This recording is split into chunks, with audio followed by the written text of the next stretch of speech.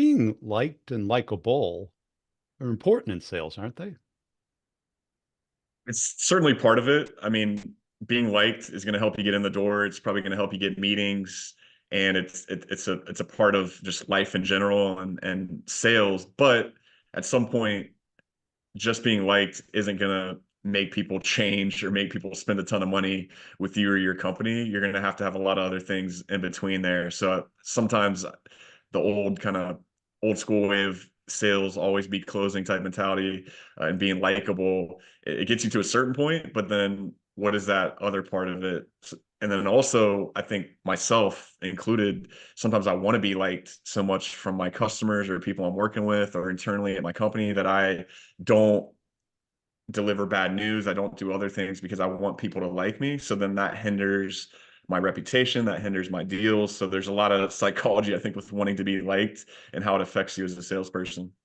Yeah. I think, when you think about what is or what's a salesperson like, it's the gregarious life of the party, someone you want to be around. And there's a lot of benefits to that. And a couple of years ago, there was a influencer on LinkedIn saying it doesn't matter at all. If there's enough value there, they don't care if you're likable. And I'm like, well, there'd have to be a whole lot of value there, because you go into the emergency room, you don't care if the doctor's likable or not, do you? You just want to stop bleeding. Got it.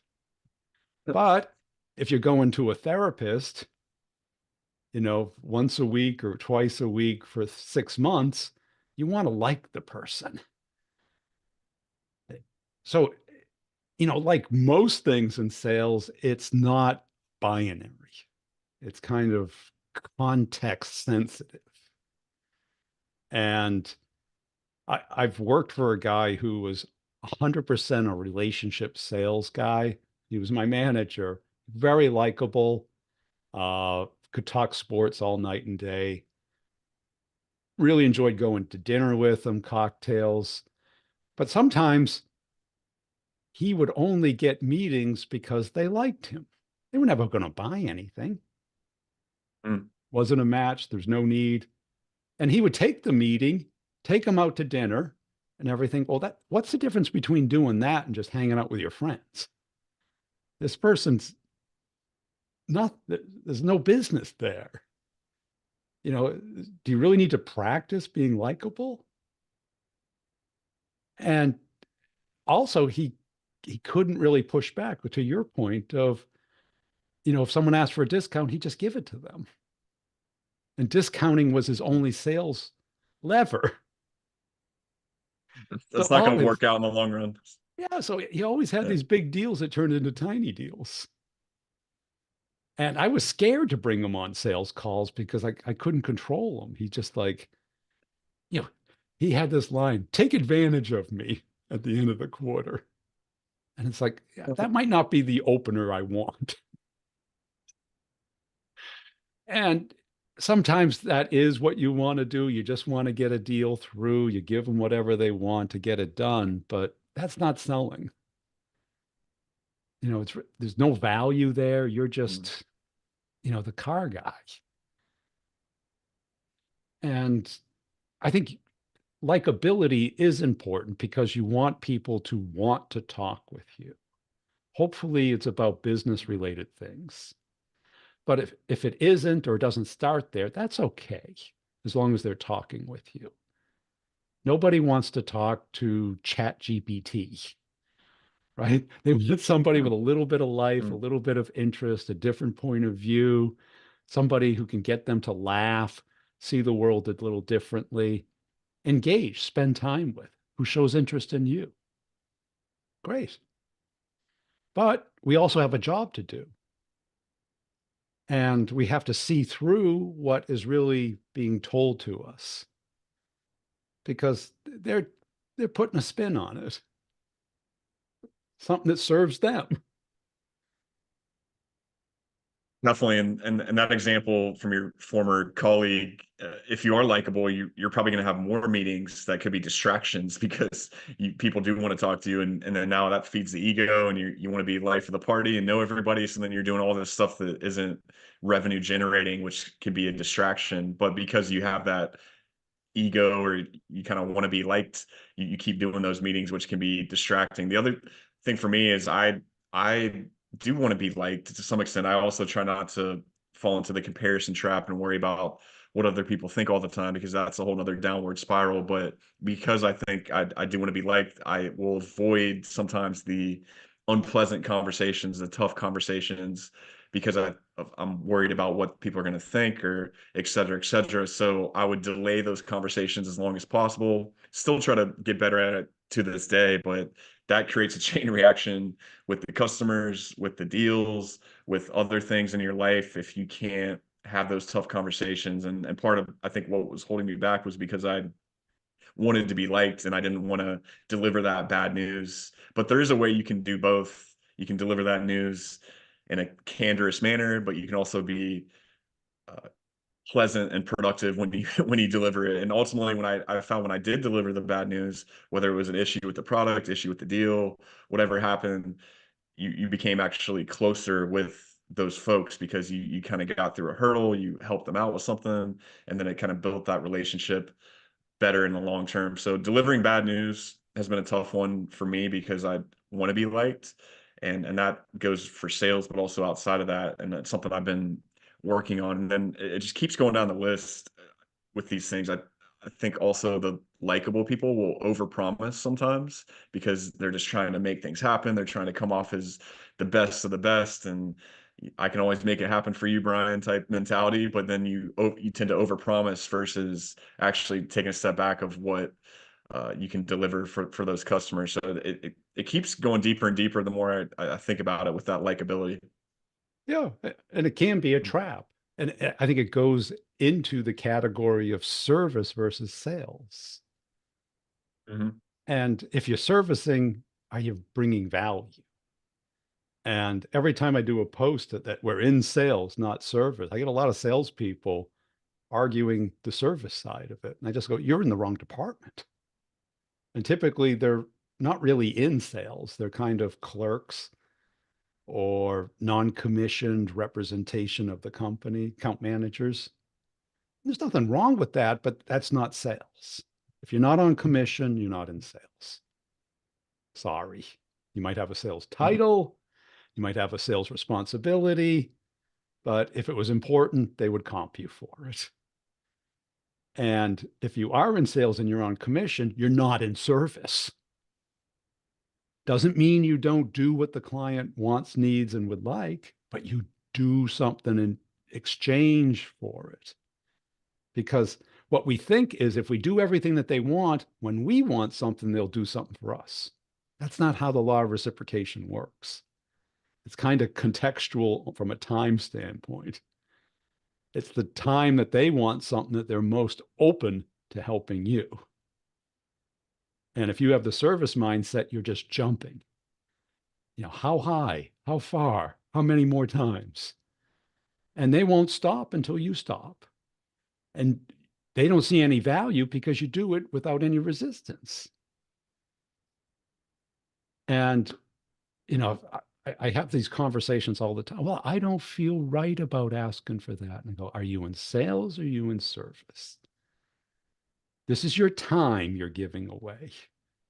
And if you put in a lot of time and they don't buy, you should have gone on vacation. You would have been refreshed. You probably would have learned more and you'd come back ready to go. Now you're burnt out, you're disgruntled, and you don't know what happened. And people just give their time away like they can just go get some more off the shelf. I need another quarter. Here it is. There is no way of getting time back once you burnt it. So you better be ready. So when they want something, you know what you want and need. And it's okay to push back a little bit, to test them a little bit, to kind of question them. If I do this, what do you think will happen next? Because they're not Mm. thinking ahead. Even simple questions. What do you see as your alternatives? I used to ask that all the time, and you'd be surprised. 3 months into an evaluation, they go, well, we could build it ourselves. Really? After 3 months, you don't get this? Or we could do open source, or we could, buy it used on eBay. All of a sudden, those questions start to tell you where their thought process is. But if you're concerned, what will they think about me? Will they not like me? Did I hurt someone's feelings? It goes to the Mm. purchasing discounting. You don't have to give purchasing a discount. If it's in procurement, it's approved. The budget's been allocated. The money essentially has already been spent internally. You giving them a discount just so the procurement person likes you, 10% of your commission Mm. just went away and you got nothing back from it. And I had salespeople even argue with me. Well, it depends on the industry and what you're selling. Well, if procurement's the sole decision maker, you're right. But what are they the sole decision maker on? Maybe renewals, maybe office supplies, pure commodities. And I saw one guy who was essentially an account manager. He doesn't even talk to the people who create the demand for it. He thinks procurement creates the demand for it. Procurement doesn't do anything. You think they sit around and go, what do you think the company needs today? No. They take their list of purchase requests and the order that they get them and what they've told, and they start issuing them. They call for an updated quote, and the only joy they get out of life is saying, we're going to need at least 10 points off of this to get this done. I was there. I did that. And all these junior reps would jump, get me a new updated proposal as fast as they can. And I liked them. So true. You have to be able to negotiate. You have to be able to say no sometimes, which is tough if you have this likable personality, but that's gonna make the customer, that buyer, respect you more if you're able to negotiate and tactfully push back on them. I think they want to work with folks that know the industry well. They're more of a peer. They have done this with other places before. They want to know the trends going on with some of their competition and different things in the industry. So if you can come off with that mentality, that gives you more leverage to negotiate and push back a little bit tactfully. But it's so easy to just jump when they say how high. I did that for sure when I dealt with Home Depot and some other bigger places of that effect, where it was just nonstop jumping through hoops, fire drill after fire drill, and you couldn't get out of that cycle. So it's but I think the more you can plan ahead and prepare for that negotiation versus reacting to it, because if you don't prepare, you're just going to give the discount right there and not even think twice about it. So you have to prepare in advance, and that's not easy. Also, I see a lot of salespeople that are the likable ones. They're probably maybe not as good on the business side as much. So they're great on the other stuff, but then on the business side, they just fall into this over and over again because that's not necessarily who they focus on. So you have to understand who are you better in front of, as well as at the technical side or the business side, and then who are you negotiating with. Or if you're not good at this and you don't think you're going to get better, who can you bring in on your team or your manager to whatever, negotiate the right way if you can leverage people on your team, if it's something that you're not good at or you want to outsource. So there's a few different views on it, but everything you were saying is definitely spot on. Oh, and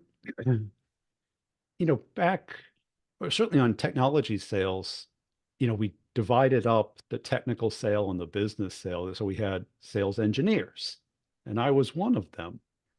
And it's good because you have this kind of person who knows the industry and the use of the product really well. They can talk to the end users on the same page. Hard to find a sales rep who can do that. But then if the sales rep kind of relies too much on the SE, then what value are they doing other than scheduling the meeting? You know, I Hmm. remember one where it was like all they handled was the pricing question.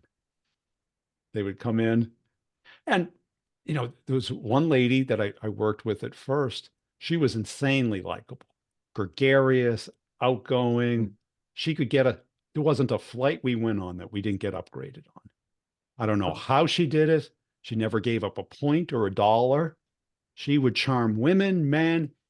We'd always get upgraded at the hotels. We'd have clients in the pool with us at night. We'd have margaritas going all the time. She convinced me to go get her nail polish one night. She called me up. She goes, "Hey," she used to call me Toby. That was my nickname. Toby. Oh, okay. I'll have to start using that. I made it up because of how she treated me. Because, go get me some nail polish. And I'm like, who the hell am I? Am I your gopher? I do it. I don't know why, but she knew nothing about the product. So she would be good at certain parts of the deal, but that's important, but that's not enough.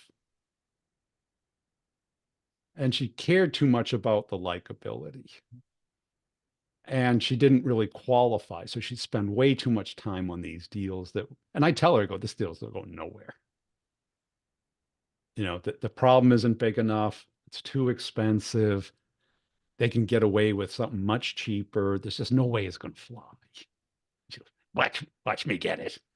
And she never get it, but she had enough stuff going on. And no matter where she went, she'd always have somebody for breakfast, lunch, and dinner. And she did okay, but she could have done a lot better and not work as hard.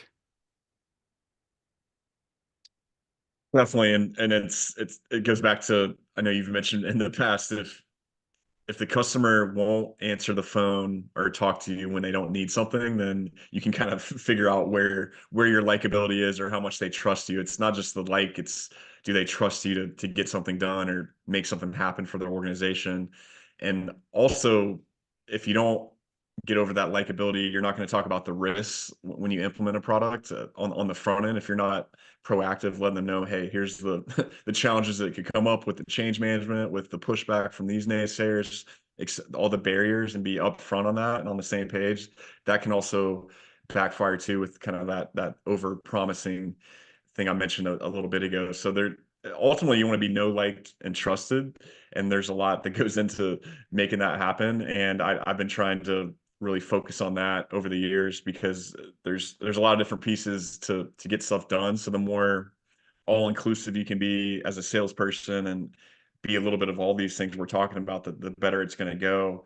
And that's why I started doing personal branding and all these different things. It kind of keeps building up that likability and trust over a long period of time. And even early in my career, one of the things I was known for, following up in a good way. So I would send a recap email, any somewhat substantial meeting. I would send a recap email just detailing the next steps and all the different stuff. And people just started knowing me for always following up doing that. So I became kind of trusted as far as being dialed in, knowing what was going on. They knew that I was going to keep things moving the right direction from that project standpoint. So there's little things like that that can build up on top of the likability. So but ultimately you want to get that trust, which is when people are going to spend a lot of money with your company and make some things happen. Yeah. And you got to ask yourself, why do they like me? Is it because I know about sports or I know about their kids?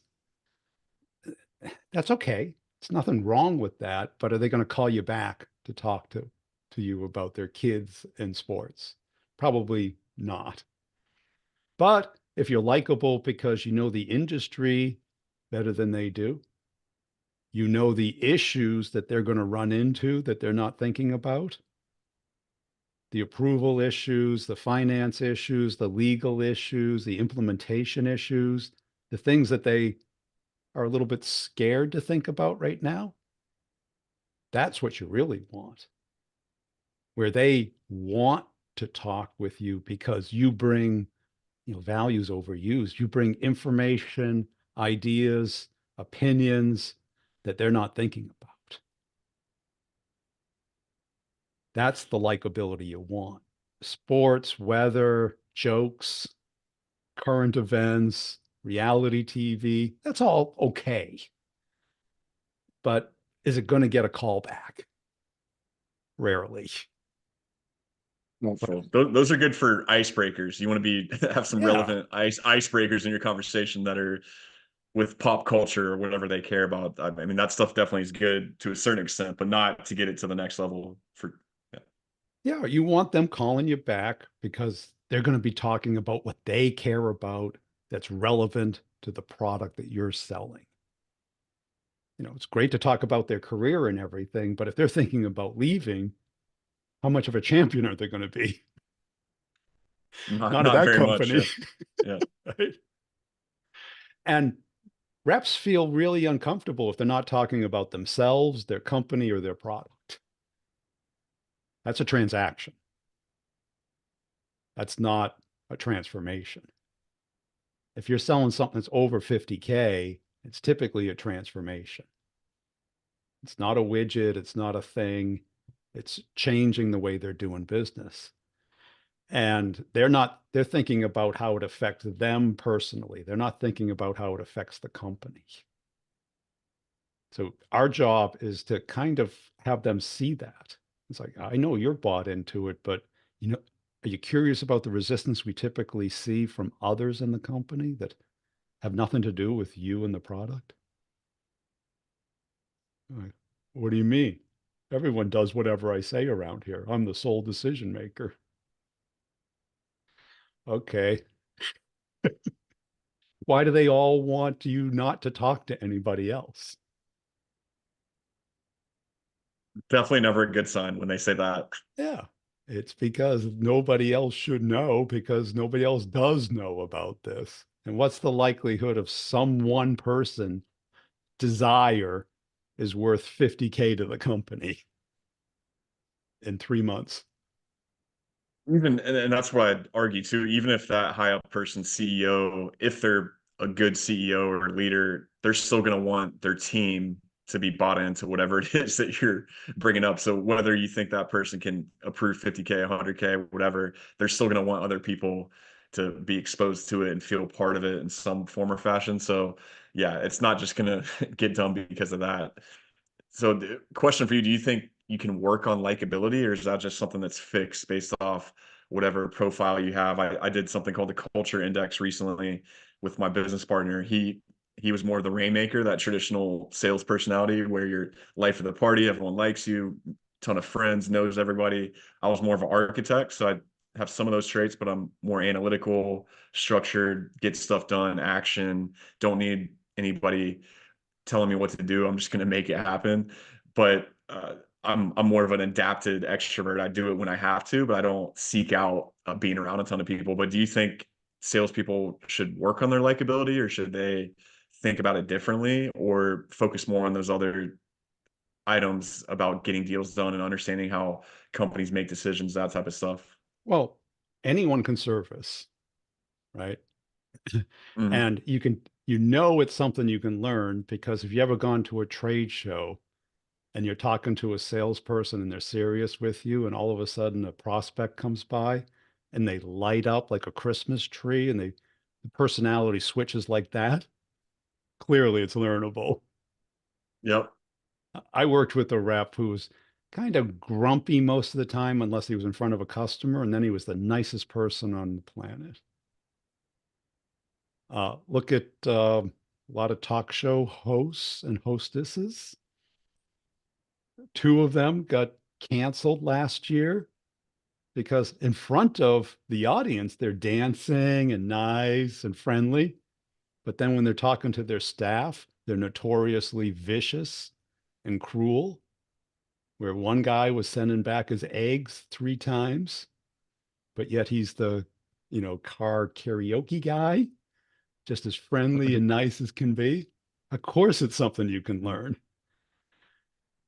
But I think the key part is learning the right type of likability because the friendly, nice stuff, that's good, but you want them to want to talk with you about business stuff that they care about.